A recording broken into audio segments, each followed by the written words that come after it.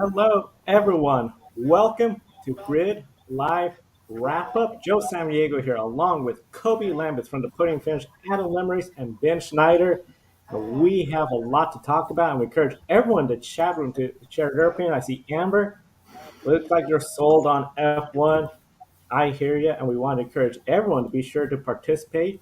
And also a big special thank you to our Patreon, Colin, Mark, Michelle, and Robin, keeping us on the air. If you're tuning in for the first time on a regular, invest in the Grid Network. So we're here all year long, and especially as we wrap up this season, we're looking forward to 2022. But we got to talk about this weekend's Formula One Saudi Arabia Grand Prix. Kobe, can you believe it? 21 races down. It's all coming down to this next race. Yeah, Joe. To be honest, I really can't believe it. But then again, I'm not surprised what we saw today. I think we've seen this coming for several weeks now, and it finally happened. Tempers flared. We saw everything in this race. 21 races down, and it all comes down to the final race in Abu Dhabi with 0 points separating Max Verstappen and Lewis Hamilton tied at 369.5 points. A wild Saudi Arabian Grand Prix at the New Jeddah circuit saw a lot of controversial moments. Lewis Hamilton won after an intense battle with Max Verstappen, and it's clear, both drivers made that clear today.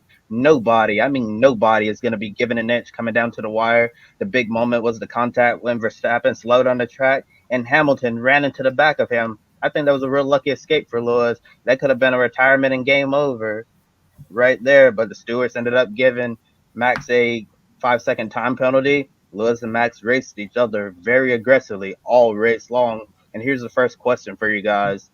Is the on track racing between the two drivers really getting out of hand? And is Michael Massey, when he failed to do something the last time, did he really set a dangerous precedent? I don't know. I mean, to answer the second part of that question, I tend to be of the mindset that if they come away from it cleanly, if they don't make contact, you kind of err on the side of letting the drivers race. That being said, I know rules and regulations differ between different racing series, but in terms of today, I think there's no question a line was crossed. I think ultimately, I think both drivers had points in the race where you can argue. I mean, Red Bull was certainly arguing that Lewis forced Max off a track at one point. I'm sure Mercedes were probably arguing that Lewis was entitled to the corner. So it's always kind of a judgment call in those situations. And like I said, when it is a judgment call, when there isn't any contact, I think you have to err on the side of letting them race. But the contacts that happened, obviously between Verstappen and Hamilton, and then what happened before that, where Verstappen figured he had to let Hamilton through.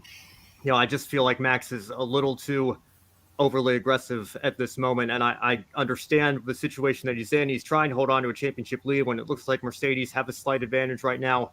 But I think there needs to at least be a conversation, and I understand there is a conversation happening with the stewards right now. I think in a lot of respects, he was probably lucky to get away with just 5 seconds today and still bring the car home in second place.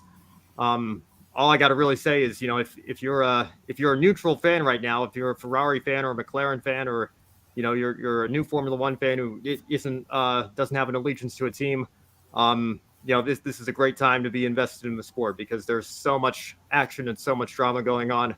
I just wish that it could be kept a little bit cleaner. We wouldn't be having these conversations as often as we've been having them, and hopefully, F1 fans will have a little bit of a short memory, and we can just go into Abu Dhabi next week, hoping and praying for a safe race without a lot of conflict and a thrilling end of this thrilling championship season. Yeah, for you F1 fans for you new F1 fans that are out there, I'd go back and go watch highlights of the 1990 F1 season, especially the Japanese Grand Prix at Suzuka, Japan, because it was Alain Prost versus Ayrton Senna, and both of them made contact going into the last corner or second last corner that leads up onto the front stretch, and that cost Alain Prost the championship, handing the championship over to Ayrton Senna. To me, this is where the championship is going right now. It's been crazy, race after race, week after week. My jaw is dropped after what we saw in Saudi Arabia today, I think we all can say that Max Verstappen brake tested Lewis Hamilton. I know they're both in the stewards room right now, so can't wait to hear what happens. But as for next weekend, get your popcorn ready. The duel in the desert is about to take place. It's going to be a duel in the desert, and I feel it is to the point where it's getting out of hand, but it's too late for Michael Massey to try something different and change how they're officiating because all year long this has been building up week after week, race after race. Monza. Honestly, the two of them should have been discussing it with the stewards, Michael Massey going after Monza what happened, but we didn't have that. This race, it got really ugly. I mean, we could have seen the championship decided essentially if Lewis Hamilton had sustained more damage when he hit Max Verstappen in the back. Then the championship would be essentially mute by next weekend. Michael Massey, they have allowed this to really get to a point where, especially with this race, I was really just tense, just thinking, what's going to happen next? We know those two are not going to allow the other one room to pass next race weekend in a reconfigured track. So this is just going to make it where this next race weekend, I'm really concerned that I think the championship, those two are not going to give each other an inch. And this is something where, especially for 2022, the FIA, Michael Massey, they really need to address. If I could just jump back in quickly, okay. Joe, I just want to say I want to see hard, positive evidence and telemetry from both Max Verstappen and, in fairness, Lewis Hamilton as well, because a lot of people were asking the question, why didn't Lewis just drive around Max when he started slowing up to give the position back? I think, it's best not to rush into judgment, and I want to see the full telemetry and everything before we fully take a position one way or another when it comes to what the FIA need to do and where they need to step in and intervene. Yeah, Ben, I think that's a completely fair and valid point. We'll wait to see the telemetry, wait to see the evidence, and then we can determine what in the world happened there to see. I know because some people have been suggesting that Max brake check Lewis there to try to crash him out of the race, and while others said that Max was just giving up the spot and Lewis just ran in the back of him. And yeah, but the telemetry data will definitely tell the full story, and then once we have that, then we can respond accordingly. But I do agree with what Joe said about it's been too late for Michael Massey to really do something about it because Max and Lewis, they're going to be going neck and neck next week for the championship. And it would not surprise me at all if it ends in tears. I hope it doesn't end in tears, but that's where it seems like where things are headed right now. We have a comment from Stu in the chat room saying that, in your opinion, Hartley tempers flared, but pitching someone into cops is tempers flared. Let them fight next week. I'm not sure if the FIA Formula One's gonna allow the drivers to fight like they do in NASCAR.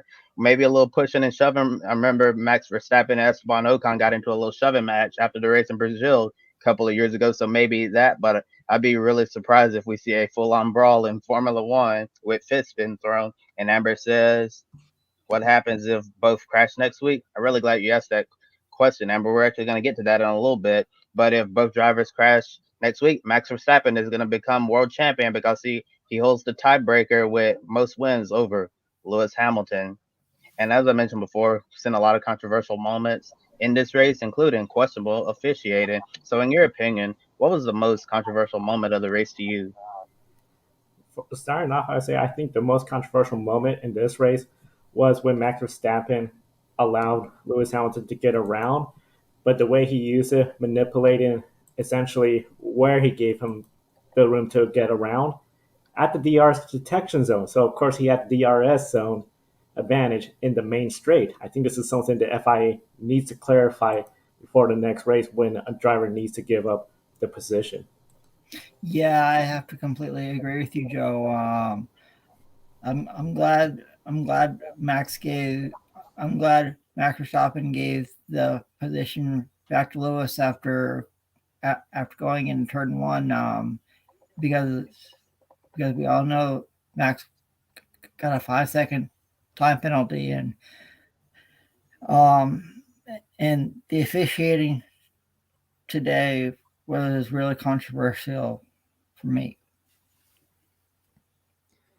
Yeah, Joe, I'm glad you brought that up. I think that's something that needs to be addressed because did Max let Lewis back by? Yes, but he did it in such a way that it was very easy for him to get right back at him. So I don't know if going forward, it needs to be you let them by and then hold your position for a lap or something like that.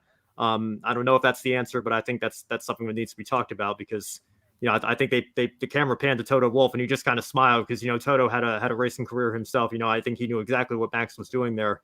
But I think ultimately it comes down to the moment where they actually made contact. I think that's going to be the biggest talking point, the most controversial talking point going forward. And like I said, we're still waiting for full telemetry to come out and be available to us. And I think sometimes the FIA are a little bit slow to get that out. I'd like to see it available a little bit quicker.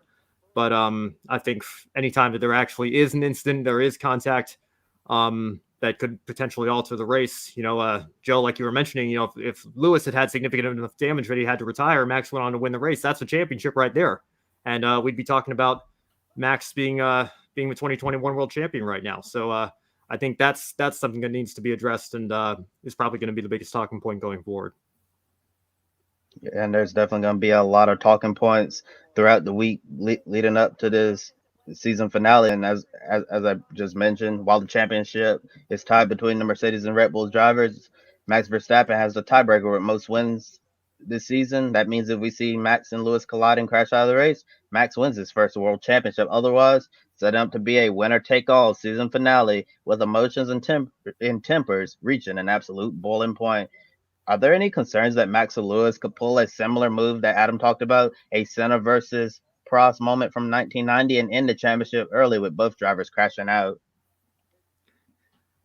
I hate to jinx it or speak it into existence, but it almost feels like it's going to happen. I hope it doesn't.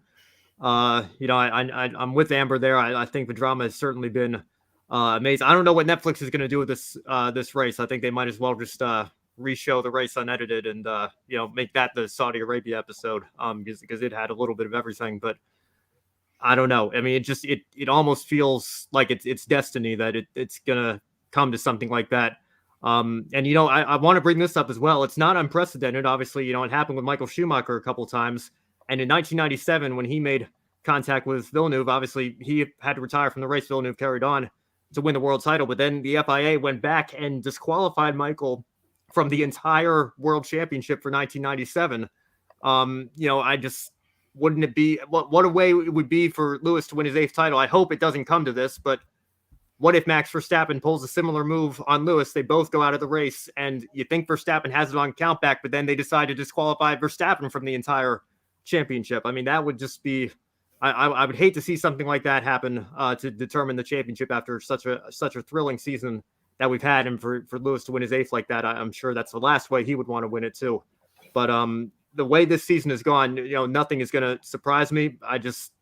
I hope and pray it doesn't happen, but it almost feels like, there's this eerie feeling that, based on what we saw today, how aggressive we know both of these drivers can be, how badly they want it, how hard they've been fighting all year. The chances of it happening are significantly greater than 0. I'll just leave it at that. Yeah, I have to completely agree with you there, Ben. Jordan Bianchi from The Athletic said that this race today reminded him of the wildcard race at Martinsville Speedway. And, well, yeah, I have to agree with that.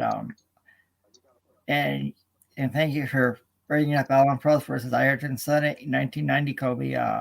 I was around then, and I remember that championship very, very well.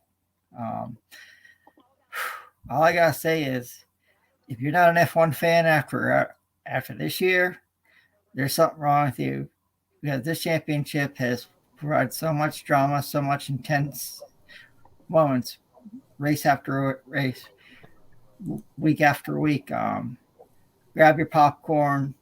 It's going to be a heavyweight prize fight next Sunday in Abu Dhabi. Let's get it on. We're all anticipating this heavyweight fight, but I'm afraid it's going to be a repeat of Suzuka. First lap, first corner, and it's already decided, as Murray Walker said, the way, especially you look at that podium celebration today, Max Verstappen right away left. No sportsmanship, display between the two title fighters. And all year long, we've been seeing that. Even after Brazil, Qatar, the two of them will fist pump, share, the champagne spraying moment, but not this weekend. It was just those two avoided each other. Those two are not communicating. Maybe they will towards the end of the week, but I don't believe so. And I think this is just setting up for something where we know the two of them are not going to give the other driver room. It's going to be who blinks first. Neither one of them are going to blink. It may not be intentional, I'm going to take you out and red, because you always run the risk of you're damaging yourself, but the other driver could go, finish the race, score 1 point, because 10th place is going to award 1 point. That's all you need. So I think inadvertently the two might make contact. If it was to come to an intense battle, I don't anticipate Max to go out there and just deliberately end the race, end the championship, take them both out. But he knows he has the tiebreaker. He has less to lose, while he's hoping Lewis will blink first and then he could go and take that win. Yeah, it really seems like this championship battle is going to come down to something controversial, like we saw today in Saudi Arabia, where we saw multiple controversial moments. It really does feel like we're headed into a 1990 type of situation here between Hamilton and Verstappen. Like Ben was saying, I really hope it doesn't come down to this. I hope to see them go at it fairly and race each other hard racing, but fair racing. That's what I want to see in the season finale of the 2021 Formula One World Championship. But based on how things are going this season, I would not be surprised if we're here on Grit Live Wrap Up 1 week from today talking about Lewis and Max crashing out of the race in spectacular fashion, or unspectacular fashion, if you want to say it that way. And in 1974, that was the last time Formula One entered the final race with the top two tied in points.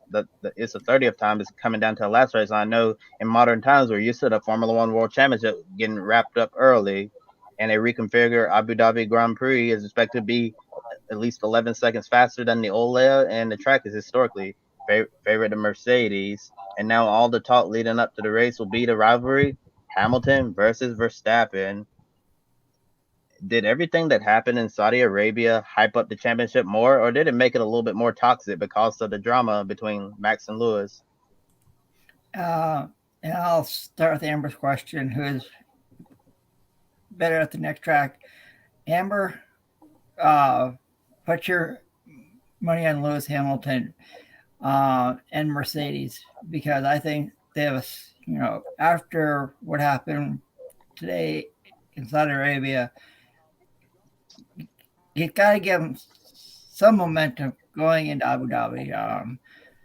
This championship is everything we want it to be. It's a heavyweight prize fight. It's two of the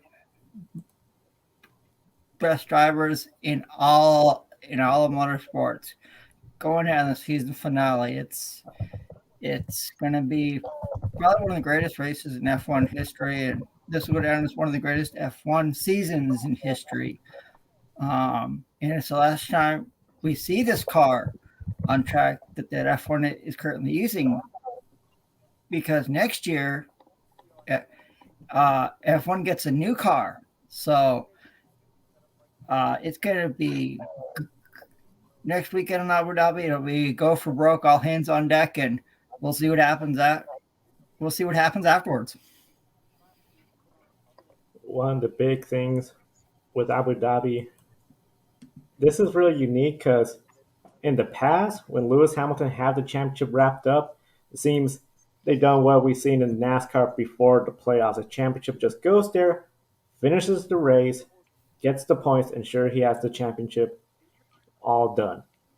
Not this year. Now you got to go out there and you got to go get the win. There is no riding for Max or Lewis.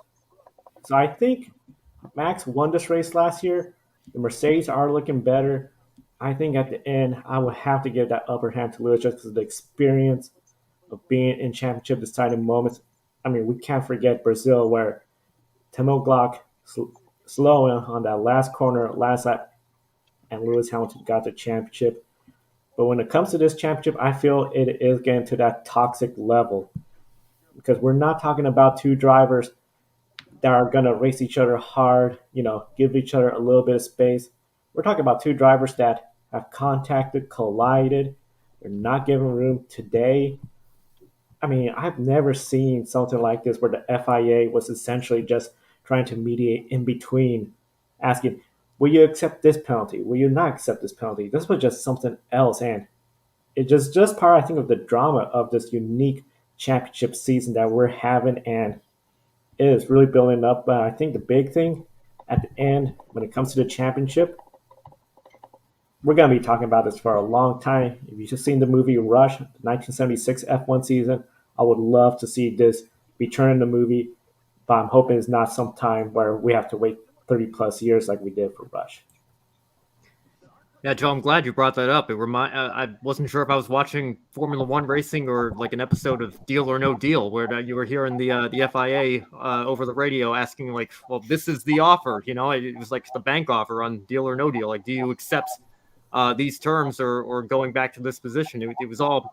I mean, I just don't even know where to begin with this race today, and also going into the next race. I think a lot of people are maybe just being reminded now that Abu Dhabi, the layout has been tweaked slightly, so it is a little bit of a wild card. It's not fully a new track, but Joe, I think you brought up a good point as well. In the past, I think in 2015, when Lewis won the title at Circuit of the Americas, we saw the infamous hat toss from Nico Rosberg, and then Rosberg went on to win each of the next three races. You can argue maybe Lewis backed off a little bit now that the title was secure. Joe, you mentioned Verstappen winning in Abu Dhabi last year. I think Bottas has even won in Abu Dhabi a couple of times as well. So it does seem to have that effect on Lewis. I don't know if it's just if he's at the end of the season, he knows he can afford to take it a little bit easier now when he's got the title clinched, or whatever the case may be. But you remember in 2016 when he was fighting Rosberg for the title, it came down to the gamesmanship and him kind of backing Rosberg up into the field, and ended up not working out for him. Rosberg won the title anyway, but Lewis still ended up winning that race. So I think that the money has to be on Lewis here. I think the momentum is certainly in his direction, the Mercedes direction as well. And like I've been saying, several times in this program, I think if you're a Ferrari fan, if you're a McLaren fan, if you're a neutral fan, you're loving it. There's so much drama, there's so much excitement. But certainly, if you got a stake in it right now, if you're a Mercedes or Red Bull, we certainly saw the level of toxicity turn up to 11 this weekend, and I think it's kind of been building towards that all season long with the various incidents that we've had. Hello, everybody. Sorry, I thought there was going to be a little thing there. Sorry, I'm a bit late to the party, but after that fantastic, crazy battle, I had to go and sit down for an hour to get my voice back because it did actually go. 3 standing starts, 2 of them involved Max Verstappen and Lewis Hamilton making contact with each other, one of them with a red flag, 2 red flags, 7 safety cars in total, with the virtuals being the majority of it, and an absolutely crazy race. I've lost count about how many times Hamilton and Verstappen made contact in that race alone. The big one, of course, was the one where Verstappen was told by Jonathan Wheatley to let Hamilton through, and then he slowed down dramatically. And what I called at the time was a very much a Michael Schumacher, David Coulthard situation at Spa in '98. I've never seen a race like that in my life. I've run out of words to explain this 2021 season. It's the first time since 1974, I think I saw a tweet on that, they've been level on points, the top 2 in the title. It's the first time ever they go into the last race of the year exactly level on points, and it's half points as well. You can't write this season, no matter what fairy tale or crystal ball you've got as well. No matter how good of a sidekick you are, you cannot predict this year. We knew Jeddah was going to be exciting, but we didn't know exactly how exciting it was going to be. That has got to be up there with not only the race of the season, I think that's the new race of the decade, race of the century, race of Formula One history, because that was two title protagonists just going at it. And even after the red flag, the first one, mind, the psychological battles began, because as soon as we all realized as well, why had the red flag come out? It's benefited Verstappen. He's got a free pit stop. Hamilton's lost out on that. And then it was 1-2 on the grid alongside Verstappen on the left, Hamilton on the right. But even on the formation lap, the way to the grid, they were having a go at each other over the radio to each other's teams. We had Hamilton reporting Verstappen's just done a start in the pit lane. You're not allowed to do the start in the pit lane. Then you had Verstappen coming on saying, well, Lewis is leaving more of 10 car lengths to the back. That can't be allowed. It is allowed because it's a standing start restart, not a formation lap. So the rules are different on that. But they were just playing mind games with each other. And then I think we all knew what was going to happen into turn one. And it happened. Verstappen opened up the steering wheel. He ran Lewis out wide. And then he himself went off the track as well, gained the advantage. Ocon came back through, nearly got the lead. And then, of course, as a result of Max opening up the steering wheel and running Lewis out wide, the entire field concertinaed together because they were so slow through the first two corners. It ended up with cars side by sides at parts of the track that we didn't see at the original start. That enabled with Leclerc hitting the wall, touching the side of Perez getting spun round, and then everyone slamming on the brakes, Mazepin going underneath Russell as well, and just a massive accident. That led to the second red flag. Then even during that period, you had the times over the radio with it, as I think you said as well there earlier on, it was more like deal or no deal. You had Michael Masi, who I must admit might get in trouble for what he's done here today. He's taken the role of race director a little bit far. He's issued penalties where the stewards are supposed to do that. That's not really in the rule book. And I think Michael might just get a telling off from the FIA. If not, he could be risking losing his job, because every time you look at what's happened today, Michael Masi has been behind this. The stewards have not told Verstappen to give the place back on the grid to Ocon and Hamilton. It was Michael Masi. It wasn't the stewards who told Verstappen and Red Bull to let Hamilton back through after that maneuver when the contact happened on the back straightaway. It was a result of Michael Masi telling Red Bull to let him through. And then, from what I've understood from sources I've been talking to, 45 seconds after he spoke to Red Bull, he was then on the radio message to Mercedes. And by the time Mercedes were telling the team and were telling Bono to tell Lewis, Max had already got that message and was backing off. So Michael Masi completely mistook that situation as well. I think, all in all today, you've got to take it down that Max Verstappen was a bit of a hothead. Lewis Hamilton was very much the cool, calm head, but he still also had roles to play in terms of the fact that he ran Verstappen off the track when the last time he got through him, when Verstappen finally let him through. Then you've also gone into the fact that Michael Masi is running round with the sheriff badge on, just thinking they can do whatever he likes. The stewards are there for a reason. The stewards are an independent party. They should be giving the penalties, not the race director. It's an equivalent of having a referee on the football pitch going up and kicking the ball into the opposing net. It doesn't work. And I've been very vocal about Masi. And I think today he's dropped the ball massively. In terms of the title fight between the two of them, of Hamilton and Verstappen, this race, if it wasn't already turned up to 11, it's been turned up to 11,000 now as we go into Abu Dhabi. Level on points. Both of them now vocal with each other, both on and off the track. The podium ceremony, they never even looked at each other. The press conference, they never even looked at each other in the press conference, and they sat side by side with each other as well. Lewis was very vocal about the fact as well, there wasn't time for me to move to the other side when Verstappen brake tested me. And then Verstappen was saying, I think we've both done things today as well. And I think also, why do I always get the penalties? Today, you very much has either split the fandom, whether or not you're a Hamilton fan or a Verstappen fan, from the pure F1 fan, as I'm sure we all are here. I'm leaving this race very excited for Abu Dhabi. I'm leaving it very excited. We've seen a great race. I'm leaving it very, very worried about Michael Massey's capability of running this sport. And I'm also leaving it very, very scared about the fact that Lewis Hamilton was given a black and white flag for running Verstappen off the track. And at the moment, Verstappen was allowed to run Hamilton off the track 4 times, brake test him 3 times, and do everything wrong. Also, final point, do you remember the 2008 Belgium Grand Prix? I said this in commentary. Hamilton cut the corner at the bus stop. He let Raikkonen through and then passed him into turn 1. The stewards deemed that illegal. Where was the penalty and the disqualification that Hamilton got from that race? Where was the black flag for Verstappen for doing that today?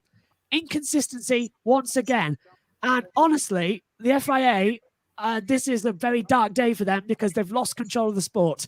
Throw into that as well the mess they made of Formula 2 earlier. Saudi Arabia has been great, but it is shown that the FIA is just an absolute joke.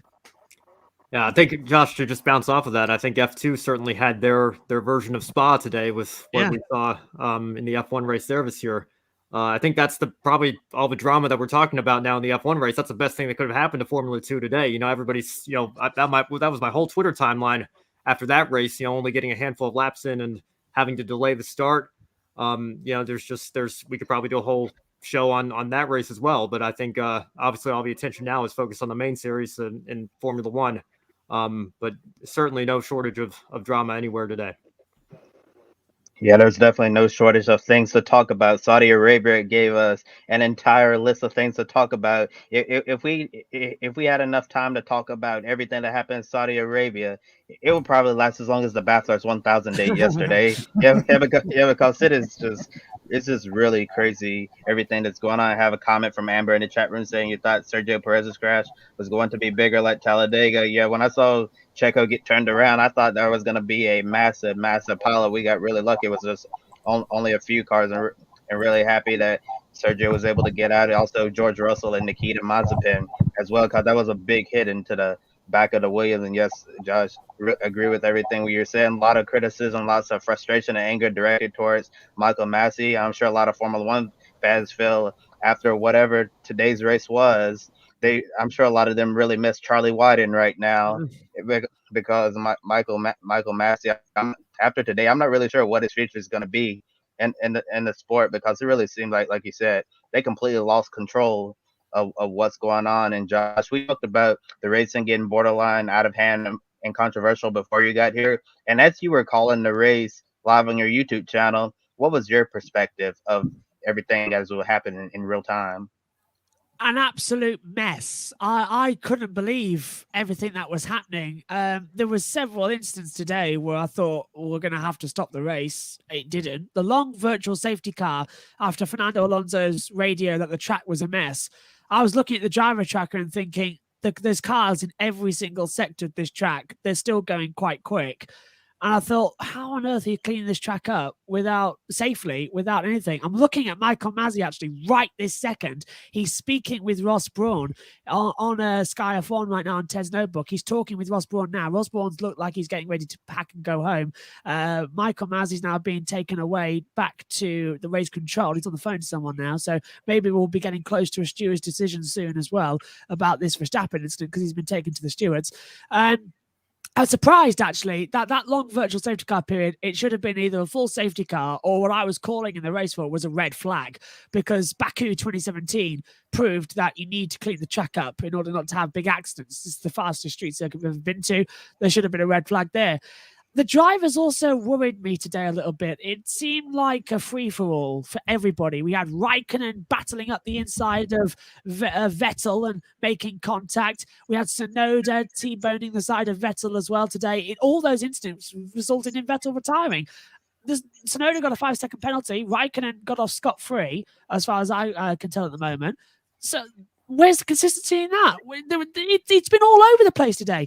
Schumacher's accident as well at turn 22. If that turn isn't rectified for next year, after 4 cars have gone off there, Pourchaire, Sargent, Leclerc, and now Schumacher, I'll be very surprised, because it's literally just losing the rear. There's nothing you can do. You're a passenger. Russell's accident was very scary with Mazepin as well. That track's narrowed down a lot as well. They need to figure out if they can widen that part of the circuit as well, so that type of accident doesn't happen. But it's been a bit. I can't swear. As I was about to, I'm very tired after all that as well, the race as well. So I've got my brain on as not switched on completely. But if I was to sum up today, the lunatics have been in charge of the asylum. I think that's the best way to describe today. And it was fun to commentate on, but I felt like more. I felt more today like Murray Walker than I have in my entire life. The amount of things that was up there with Spa 98, just the craziness we've ever had in a Formula One race. Yeah, I completely forgot about poor Sebastian Vettel and everything that he went through today. I mean, just like I said, so much to touch on. And one thing, I don't know, Joe, if you could maybe bring up Amber's comment. I think she said something about Sergio Perez here in the chat room with his accident. I think it's important to remember for the business side of the sport that there are two championships. Everybody's obviously so focused on Max and Lewis, but going into this race, the battle between Mercedes and Red Bull for the constructors was actually even closer. And with Sergio falling out with his accident, and obviously Lewis winning the race, having the advantage over Max, and then Bottas right behind in third, just stealing the podium away from Ocon on the line. I think it's now a 28-point gap in the constructors, Mercedes over Red Bull, their advantage there. So, Christian Horner was talking on the post-race show. From a fiscal standpoint, obviously, all the prestige is in the drivers' championship, but the constructors does matter to us. But even he acknowledged it would take a miracle at this point for Red Bull to overcome the gap that they now face with Sergio falling out of the race today. So I just wanted to bring that up real quick. With everything going on today, that was a critical moment on the constructor side of things that we're going to look back on. I think this might be the moment that the constructors slipped out of Red Bull's hands today. And if I could just quickly jump in before throwing back, I've just noticed on the timing screen, no matter after, 3 starts, 50 laps, 7 safety cars and virtual safety cars, 2 pit stops each, 3 tyre changes each because of the red flag, somehow it's still Hamilton, Verstappen and Bottas 1, 2, 3. Now, just how does that happen? Honestly, you can't write this, can you? That's the 20th time they finished 1, 2, 3 in Formula One, the most of any pairing ever on the podium. And that is just bizarre. And to tell you what, whoever's writing the script for this Formula One season, could you just pop back in time and change the Doctor Who ending for this series, please? Because I think that would be a little bit better. Thank you. I'm sorry. Just one more thing I just thought of while we're on the subject of Bottas. I hate to do this because I know we gotta wrap things up here and get to supercars and all that, but I saw a stat this weekend that I had to go back and fact check. I couldn't believe Valtteri Bottas, for all the negativity that he gets, not being on Lewis's level, never seeing Bottas 2.0 fully realized and taking the fight to Lewis for the constructors. 100 race starts for Mercedes, 100 appearances in Q3. So, you can say what you will about Valtteri Bottas and his stint at Mercedes, but that is absolutely an achievement worth recognizing and worth talking about. I hope he can make it 101 next weekend at Abu Dhabi because, with no disrespect to Alfa Romeo, I think it's going to be very hard for him to keep that streak going when he goes to that team next year. But like I said, say what you will about Valtteri, but that is something that is simply incredible. And, all credit to him fighting back and getting the podium today, and Hamilton, Verstappen, and Bottas continuing to extend their record. It always seems like, no matter how much craziness we throw at the sport, that is always the most likely combination we're going to see on the podium. It's no further action between the Leclerc and Perez incident. So the incident that brought out the second red flag, it's no further incident. It's no further action. And Max Verstappen has now left the stewards, and I'm watching him now. He's leaving the track. So from what I understand, if he's left the track, the decision's been made, and it must be that it'll be no further action, or it's a time penalty of 10 seconds, which would still put him second. So it's one of those two. If he's left the track, it can't be anything that can be changed around. So I'll keep across that. I've got people at the track who I'm talking to. And so far, the first one has come. No further action for Leclerc and Perez. And one more question before we put this crazy Saudi Arabian Grand Prix to rest. In terms of a fan excitement level, do you think today was a good day for Formula One with all of the drama that it's producing, or was it negative because of all of the crazy controversial moments that we saw all throughout the race? To me, I think it has to be a negative side for F1 after all the controversy and chaos we saw. I'll agree with you, Josh. I miss Charlie Whiting. I truly do after all this mess, because Charlie Whiting to me is a lot better than Michael Masi ever was. For you F1 fans, go back and watch the 1990 Japanese Grand Prix. It'll give you a preview of what's to come in Abu Dhabi. I think it depends on what perspective you look at it from. If you're a fan, obviously, and like I said, it depends on who you're a fan of, or if you're just a neutral fan of the sport. In that regard, yes, it's fantastic for Formula One. The excitement has never been higher in recent years. From a business standpoint, from an integrity standpoint, if you have especially if you have too many of these races piling up, it will very quickly turn into a negative. And, as amazing as this season has been, you can't overlook what happened at Spa, and, people are going to have their different opinions on that. I think we can all agree it was not very well handled by the FIA. Again, I don't know how much of a choice they had, but, something needs to be addressed there going forward so that doesn't happen again. And today as well, there's too much controversy to see it any other way. If you have too many of these, it's not going to be good for the sport in the long run. I completely agree. It's been a negative day because it's put the sport in disrepute. It's put the FIA on a position of we cannot control our drivers. And it's almost like we're afraid to punish our 2-star drivers as well. I don't know what on earth is happening. They opened up the can of worms after Brazil. With that non-penalty for Verstappen, and it's just exploded from there. We saw it in Qatar as well, the phantom yellow flag that was appearing on the boards as well. And even today, actually, that's just reminding me by saying the phantom flags. Under the virtual safety car, the debris was still on the track. The safety car was still out, but there was a marshal waving a green flag post the debris zone, and it caught Verstappen and Hamilton out. They both accelerated and then decelerated quite quickly when they realised it. So the FIA ain't even control of their own track marshals at the moment. Maybe what Christian Horner said a week ago in Qatar, or 2 weeks ago, was a week ago? 2 weeks ago. Maybe he was right on that matter. On terms of fan enjoyment, this has been a great day. It's been a great race. We had some great wheel-to-wheel action. We've had the 2 title protagonists side by side, which is what we all want. From a purist point of view, and I would say a knowledgeable fan side of view, this is a dark day because the FIA has now lost control. For a pure fan enjoyment point of view, this has been a great day and a great race. And from my personal point of view, up here in the commentary box, it's been one of the most difficult, confusing, rewarding races I think I've ever commentated on, in that order. It's up there with some of the greatest I've called across all classes of motorsport. I think Mugello last year was a great race. I thought this one was a fantastic race. Bahrain 14 was a great race. Spain 16 was a great race as well. Even I actually enjoyed Belgium this year a little bit because it was something we'd never seen before. I liked the novelty of it. And we've just seen Max Verstappen have a complete mental breakdown live on TV. And what's not fun to like about that? I'm trying to remind myself of a driver who's done this before. And the only one I can think of is actually his girlfriend's father, Nelson Piquet. There's a very Piquet attitude out there from young Max Piquet. When it comes to this race, a wild, crazy race, you brought out some good examples, Josh, but particularly Mugello last year.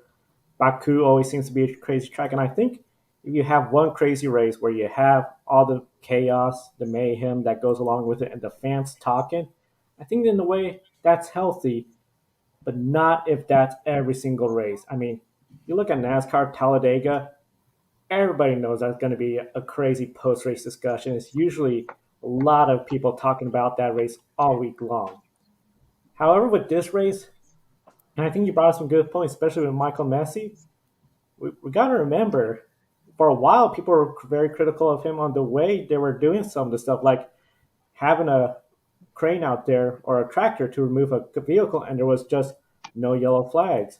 Some of the safety concerns. And I feel The way the FIA has lost control of this was because essentially, and Amber's comment there, she's getting hooked on F1. The FIA is in a tough position. In Brazil, if they had given Max Verstappen a penalty, everybody would say the FIA has essentially affected the outcome of this race. No matter what the FIA did, even with that first red flag, we saw Mercedes fans were upset. Then we saw, no matter what the FIA does, any decision, one side's going to be upset. And I think the FIA just trying to let them race it out, not interfere with the championship, has created this mess where now those two drivers are not talking to each other. As soon as the podium finished, they finished the anthem. Max was gone, didn't stick around.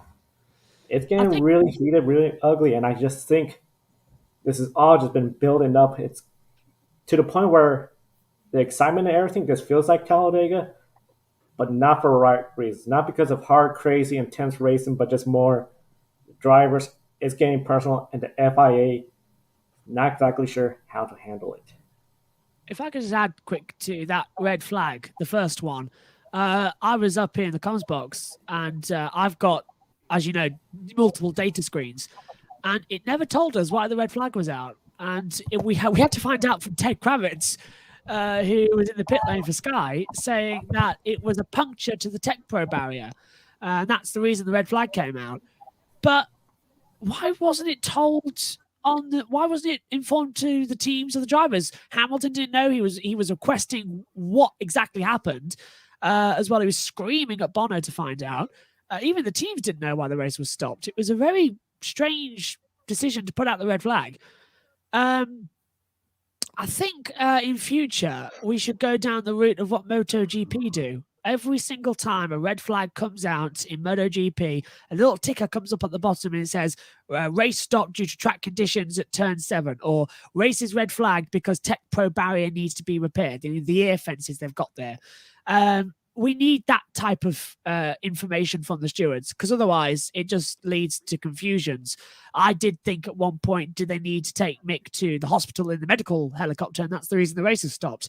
I did think at one point, is there something else that we haven't seen that stopped the track? That stopped the race? Is the entire barrier, the metal barrier behind the Tech Pro damage? What was happening? But it's just a puncture. It was very, very strange. They need to be more clear. I think clarity from the FAA is my overall point here. And with Michael Masi, yeah, I agree with you, Joe. He can't do right for doing wrong, but in terms of he's now using red flags as a way to deal with the track action, which delays everything more than just keeping the safety car out there. He's yet to find the balance of being race director. And I think that's the most dangerous thing. As the fact is that he's not, in my opinion, and certainly I think that of, I think I can at least say Fernando Alonso, he is a danger to the drivers out there. And I think even Toto Wolff might agree with that, because in effect, it was Verstappen who did the brake testing, but it was Masi who was doing the call that almost took out both Verstappen and Hamilton. It's mind-boggling as to how they can get away with this. Maybe when there's a new president of the FIA, things change, as we saw back in 2012, I want to say, when John Todd took over, and the whole sweep of the FAA and the whole landscape of it sort of changed a bit as well. Yeah, considering how messy things have been, it would not surprise me if we see some changes being made. Formula One might even leave Michael Masi at the airport in Abu Dhabi when the season ends, the way things are going. And I know something like that's happened similar in college football when Lane Kiffin used to coach the University of Southern California.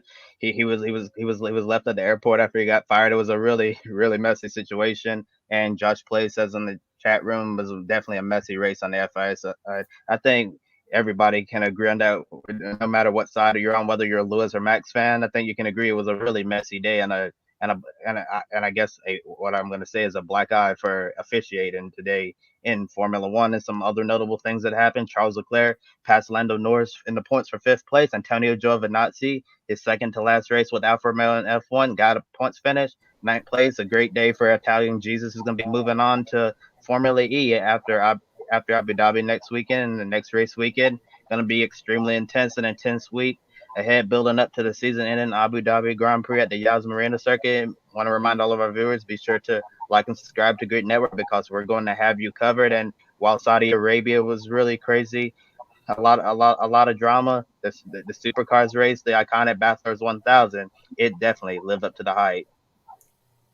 Bathurst 1000 lived up to the hype.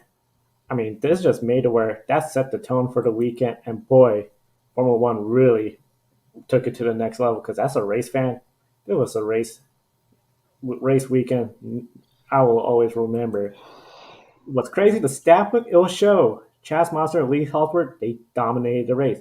However, it wasn't easy.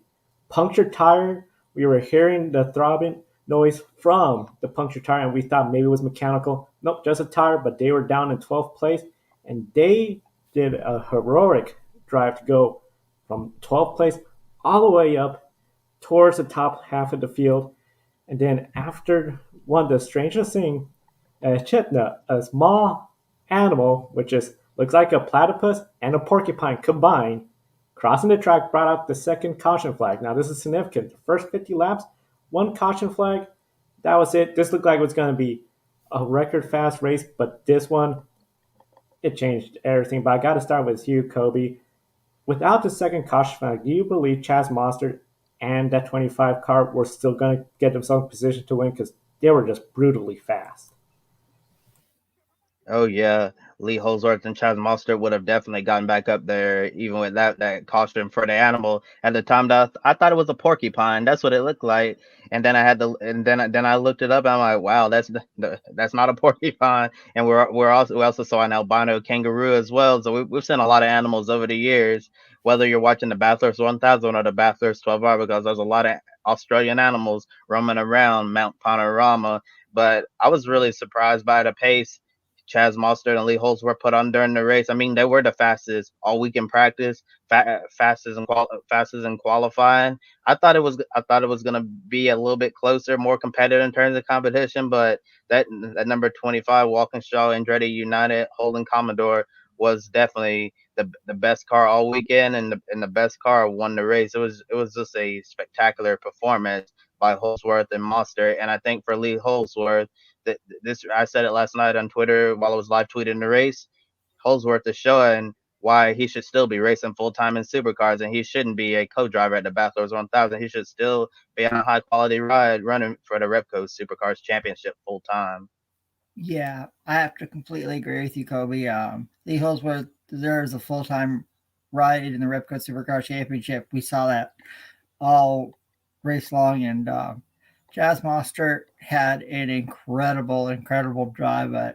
Probably go up there with some of the greatest drives in racing Bathurst 1000 history. And I've been watching this race for many years, and I never heard of an echidna or either, and I've never seen an albino kangaroo. Well, yeah, I can say I have. All in all, when Chaz Mostert set that incredible lap time in the top 10 shifts to get him the pole position, a 2-minute, 3-second lap, I think the rest of the field was in trouble.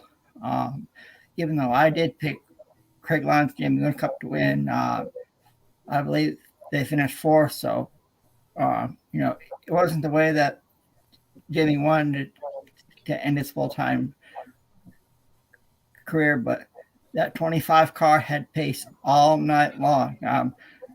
There were times when we saw both Red Bull cars, 1 and 2, but Chaz Mostert, I think that pole position lap in the top 10 shootout, when he ran that 2-minute, 3-second lap, I think it put the field on notice. And it's like, you want to beat us to win Bathurst, you're going to have to catch us. And nobody, and I mean nobody, could catch that number 25 Walkinshaw Andretti United Holden Commodore. To me, this was an incredible race down under in Australia. And you mentioned an incredible race. After that second caution, for the Animal Crossing the Road. Almost sounds like I'm starting up a joke with the Animal Crossing the Road reference, but that set up for just caution after caution after caution, sprint racing to the end, and Shane Van Gisbergen was in second place. He was essentially on that last restart, the big challenge for Chaz Monster. Had done the pit stop, but those tires, they thought it was going to be an advantage. Turned out it was the weakness. A punctured tire with 7 laps to go ended his bid for the race. He still, of course, took home the championship, but the race was now firmly in the hands of that 25 Chaz Monster, Lee Halsworth. What a performance. What a race. Adam, you mentioned you've been watching this race for a long time. Where do you rank this year's Bathurst 1000? It'll be a race that I remember for many years to come. We saw an Akinda on the track. Never seen that before. Kind of looked like either a porcupine or maybe even a hedgehog. I'm glad he was able to cross the track safely because we saw it was on the racing line at one point, and I'm surprised that animal didn't get hit. But this go down as one of the greatest Bathurst 1000s in recent history. Chaz Monster, Lee Holdsworth, what can you say? They've put on a dominant show ever since lap one. Nobody had the pace for him, not even Red Bull, not even Shane Van Gisbergen and Gartander, Craig Lowndes, Jamie Whincup. We all thought Will Brown was going to have a really strong day, but, well, the mountain can bite. The mountain bit back, and sad that Will didn't have a strong finish, but Chaz and Lee, what can you say?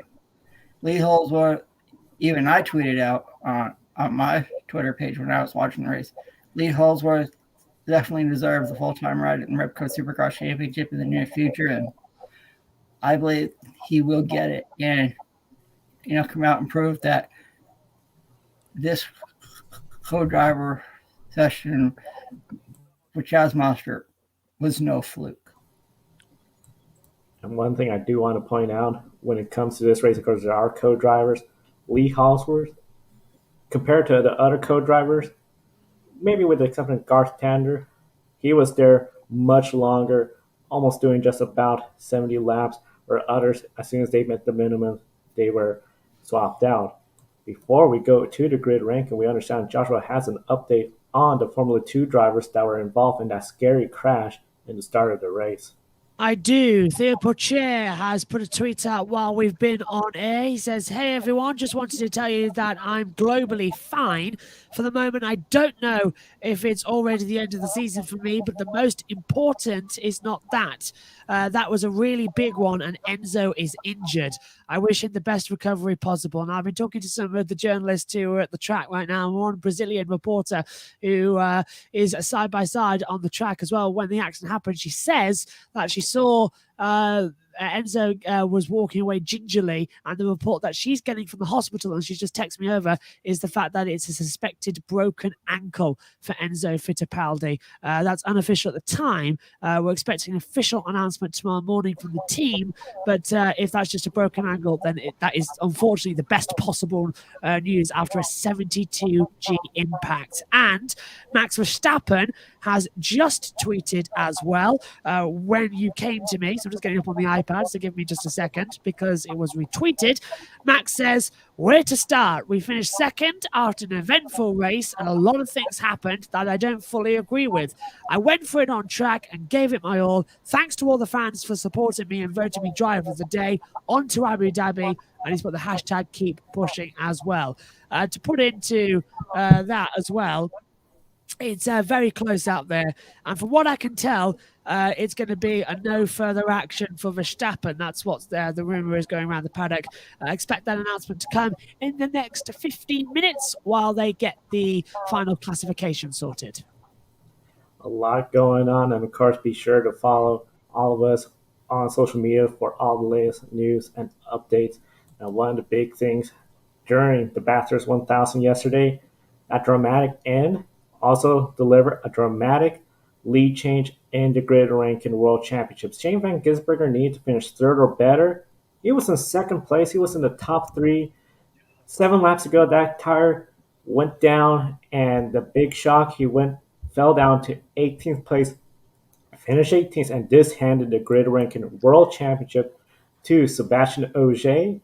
Sebastian Ogier, first World Rally Championship driver to win the grid ranking, first driver from France, and he surpasses Martin Truex Jr. from 2017 as the oldest driver at 37 years, 11 months to win the grid ranking world championship. We'll have more on the grid ranking season breakdown next weekend, but I got to ask Kobe and Adam, because you were watching the race, you were following it, and of course following the grid ranking all season long.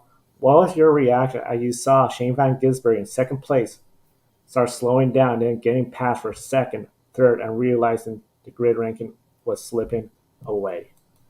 My reaction was, "Oh my God!" Because if all of our viewers out there who've been following the grid ranking since the beginning of the year, you know Shane Van Gisbergen has basically been leading the grid ranking from the earliest part of the year, and he's dominated the grid ranking all year long, all of these months, just to watch it slip away at the very last moment. It was very shocking to see this happen, because I thought Shane Van Gisbergen had one hand on the grid ranking world championship, and then his hand just slipped off when we least expected.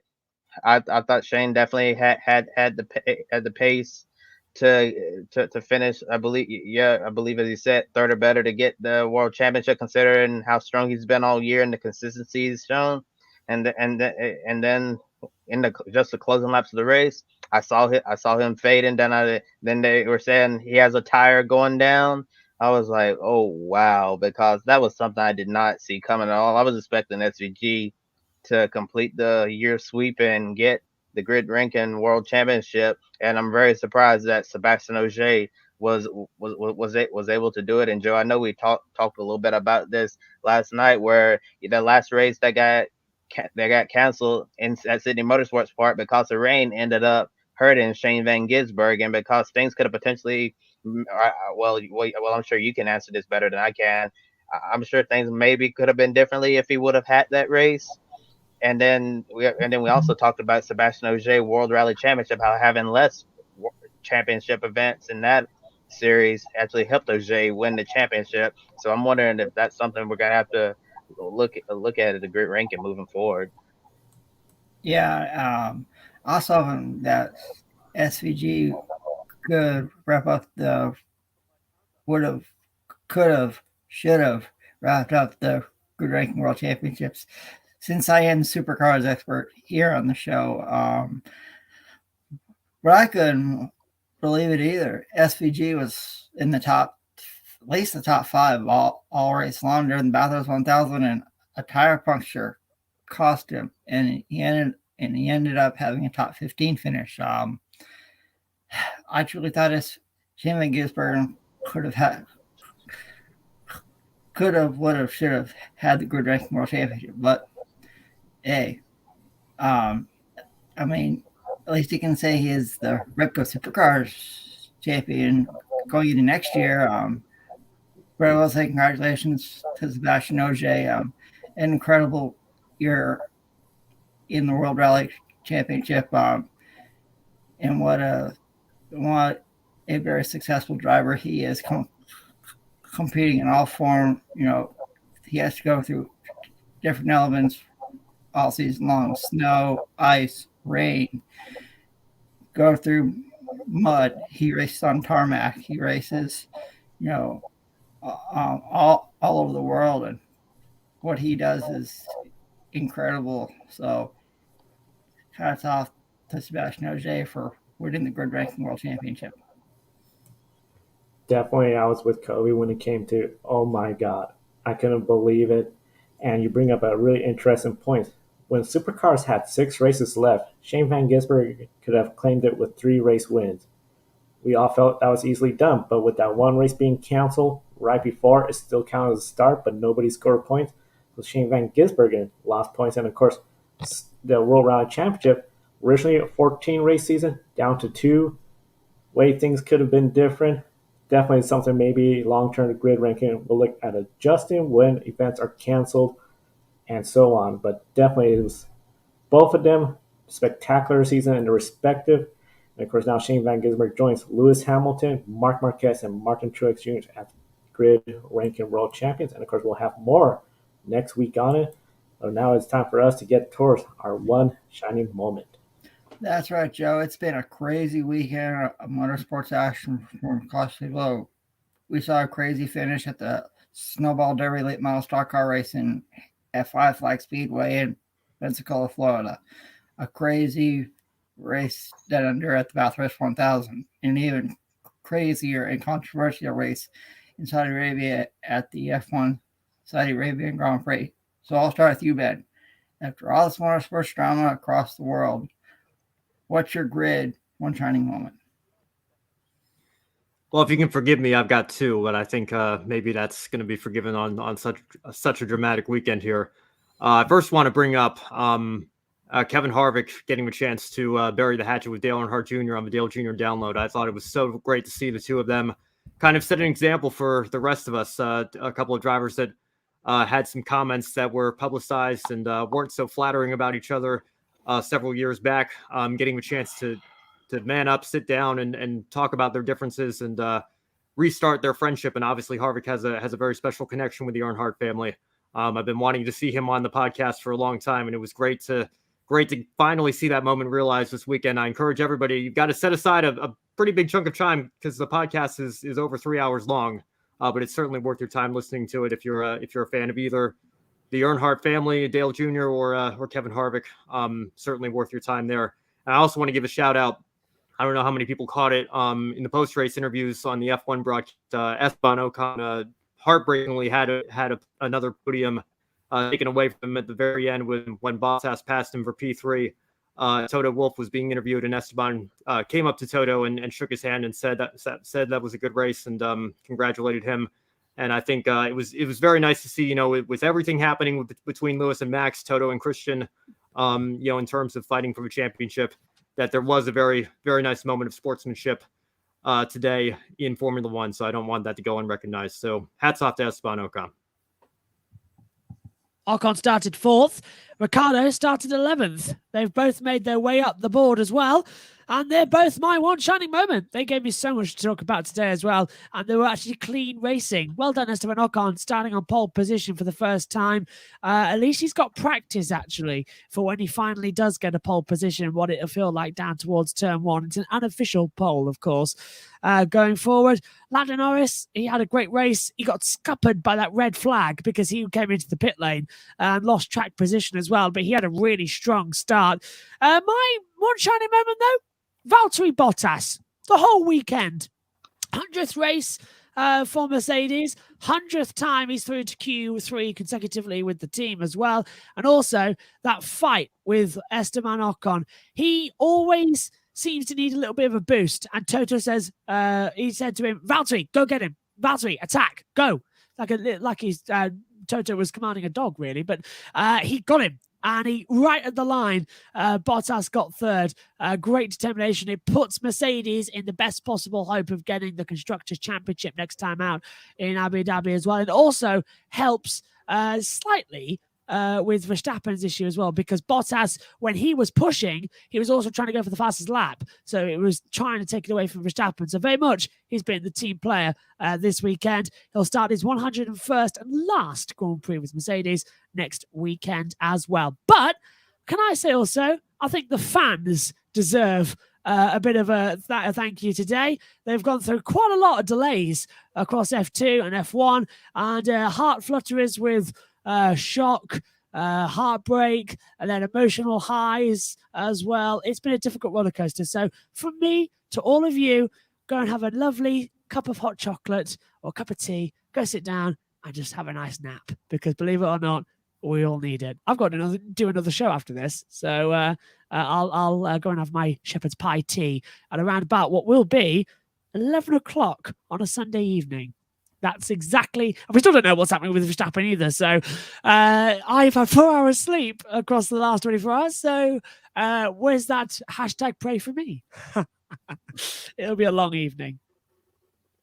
Yeah, make sure you get some rest, Josh. I know after this I'm gonna eat some dinner and watch Sunday Night Football on NBC. And my great one shining moment, I gotta go with Lee Holdsworth and Chaz Mostert. I thought they drove a masterful race, and when the tire went down, I thought it was game over for them, but they were able to drive all the way back through the field, catch that caution, and get right back in the hunt. But luckily for Chaz Mostert and Lee Holdsworth, the tire blew really early in the race, so they were able to have all of that time to recover. If you're gonna have a major issue, it's better to have the problem early in the race, because as we saw with Shane Van Gisbergen, it was game over, and he had a really disappointing result because the tire went down at the wrong time. If that had happened early in the race like it did for the 25 car, I think Shane Van Gisbergen would have definitely been up there and contending for the win. But unfortunately, motorsport is really cruel, and like Adam says, the mountain bites back, and it bit Shane Van Gisbergen at the very end. But overall, Walkinshaw and Andretti United, a great victory, dominated the entire weekend, very, very deserving, and that's why they're my grid one shining moment. For me, I kept debating what was going to be my one shining moment, but I'm going to go with essentially Jamie Whincup becoming a no longer full-time driver, ending his career, a very celebrated, decorated career in the Supercar Series. Didn't exactly get the finish he wanted, but he was in contention all race long. Him, Grant Lowndes, doing a great job. It just wasn't meant to be. But definitely, before the race and the pre-race ceremony, Jamie Whincup, he is in the Hall of Fame during Australia, and that's my grid one shining moment. Now, for me, I gotta give it to Chaz Mostert and Lee Holdsworth. What an incredible drive! And I think it all started with that incredible top 10 shootout lap that Chaz had. 2-minute, 3-second lap. I think it's new lap of the gods in Australia. I think people will remember that for a long time. And also, I'm going to give a special shout out to 2 other people associated with supercars. Race director Tim Schenken is also retired after this race. He has been a race director for a long, long time, and they actually named the where the race directors are at Mount Panorama. They renamed it in Tim's honor. And also, I want to give a special shout out to Gary Coleman. Gary Coleman is the chaplain in the Repco Supercar Series, and it was the last time that he reads a prayer before each race. He's also well known. Next year Supercars is going to have a new race director in James Taylor. James Taylor is known to also be the race director for the Bathurst 12 Hours and has done an incredible job with that. So can't wait to see how James Taylor does as race director for the Repco Supercar Series in 2022. But hats off to Chaz Mostert and Lee Holdsworth, and that's my grid one shining moment. And also, farewell, Jimmy Whincup. You had an incredible career down under. Enjoy being the race director at Red Bull going forward. I echo that. I really love watching Jamie Whincup race. Hazel Southwell, who has been on the commentary box with me a few times as well, and she always sends some quite interesting information my way as well. She put a tweet out a while ago saying, an intense title rivalry going down to the final race on equal points, you say? When's that happened before? Oh, yeah, Formula E, Battersea Park, 2015, Lucas de Grassi, Sebastian Buemi. What happened there? They hit together. They hit together. I don't know if you got that, guys. I sort of left that on a hang, but they hit each other. Josh, I've got to. Was that the year that they made contact and took each other out, and then they got in the second cars and were fighting for the fastest lap? Because unlike Formula One now, where you have to be in the top 10, the fastest lap could be scored. You finish anywhere, so they hopped in their second cars, waited for a clear That's the path one. ahead of them and tried to set. Yeah. So That's there the you one. go. I should have finished off my sentence, shouldn't I? Instead of leaving it that everybody might know that one. But yeah, that's when they hit each other. So I want a little sweepstake here. What's the betting? Lap 1, turn 1, Hamilton on pole, Verstappen second. Verstappen straight lines into turn 1. I'm going to I'll put £1 million on it. Monopoly money, but I'll put £1 million on it. That's what's going to happen. It'll be the perfect end. I'm with Josh. If they do that, they'll equal points in the standings. Oh my word. The first ever championship on countback. Do you know what? Forget it. I'm out. I want that to happen. I'm not even going to turn up in Abu Dhabi. That's already happened in my mind. Yeah. Well, I know, Josh, I know you came in late on the program, but we were talking about that, if they take each other out or whatever the case may be. Like I said, I feel like it's almost destined to happen. I hope it doesn't happen. I hope we get a clean and fair fight. But yeah, I don't know if I'd put £1 million on it, but I would say, like I said earlier in the show, I think the chances are significantly greater than zero that we see some sort of drama in turn 1, particularly if those two championship protagonists lock out the front row. I don't know. I think Bottas has a very important job to do what he did this past weekend and join Lewis up there on the front row in his final race with Mercedes and kind of help Lewis in this championship by one last time. So you're saying it's going to be an exciting Abu Dhabi? 1990 F1 season, Japanese Grand Prix. Go back and watch, and we could see that happen in Abu Dhabi. Yeah, and we'll definitely end our discussion there because we're out of time for tonight. I want to remind all of our viewers to like and subscribe to the Grid Network here on YouTube. You can follow us on Twitter, Facebook, Instagram, and TikTok. And we encourage you to visit our Patreon page after the show and invest in Grid Network. Thank you to Colin, Mark, Duchelle, and Robin for supporting Grid Network. And also check out Paul Bless. They have dog leashes, clothing, and accessories for dogs of all sizes. 10% of your purchase goes towards helping homeless, sick, and rescue dogs. Public.com, the stock market social media home. The link below and referral code will give you $5 to invest right away. Public.com will allow you to connect with your friends. You can make new friends, and you can use tools to learn how to invest in the stock market. Do you want to buy me a coffee? Click the link in the video description below, and you can buy a drink for your favorite on-air talent here. See, there's 5 of us, so you can buy your favorite on-air talent a cup of coffee, and any amount will help us continue growing our motorsports media outlet. For Joe Samniego, Josh Birch, Ben Snyder, and Adam Lemmeries, I'm Kobe Lambert for the Podium Finish. Thank you all for watching and have a wonderful week. Don't be an anonymous investor. Join the stock market social media platform, Public.com.